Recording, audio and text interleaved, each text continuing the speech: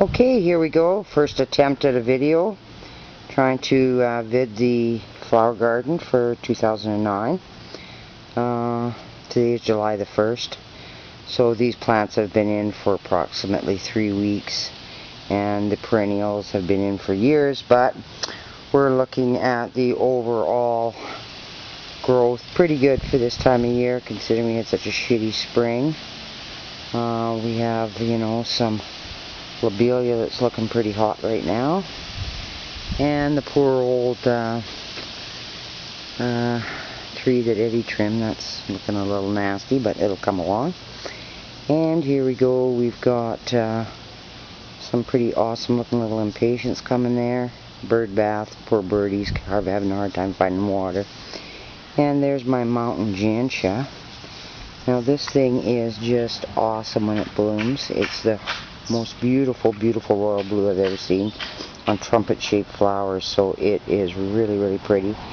And they say it's hard to grow, so this one's been in here for about 12 years, so I'm doing okay on that baby. Here's the Lithorum. This is a controversial plant that everybody's pulling out, and I kept mine because I love it, and it gets about 5.5 feet tall with beautiful little pink flowers right from the bottom to the top of the stems. So that's awesome. And this is my kind of sick little petunia looking patch there. I don't know what the hell happened there, but we're working on it.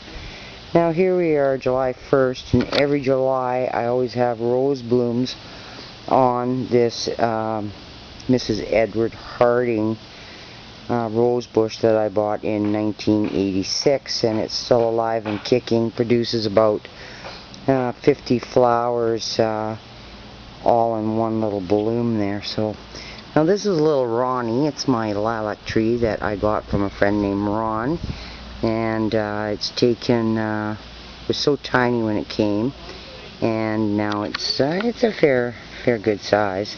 Had some awesome lilacs on it this year, so I'm grateful he gave that to me.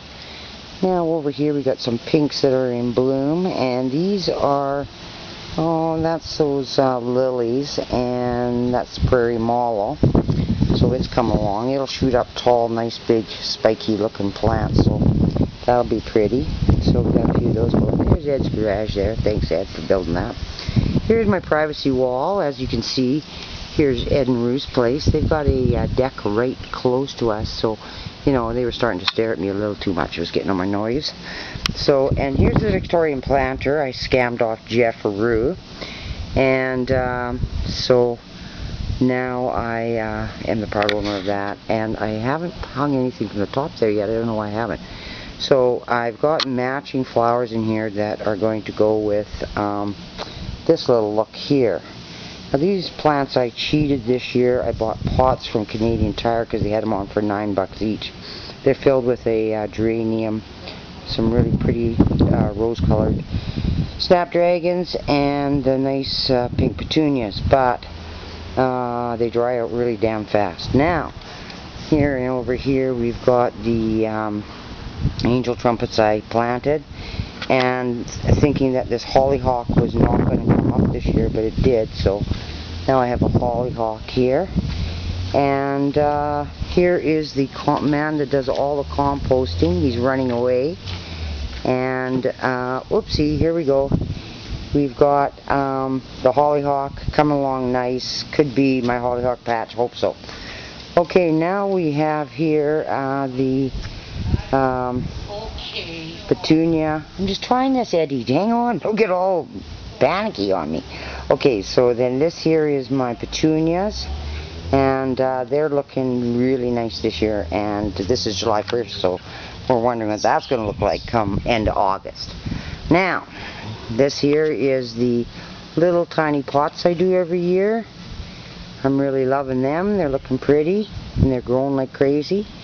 Now down here we got the pot planted with little 18-inch sweet peas. I've never done these before. They're supposed to be a stocky, bushy little plant, so we'll wait and see how those babies turn out. Could be a fiasco.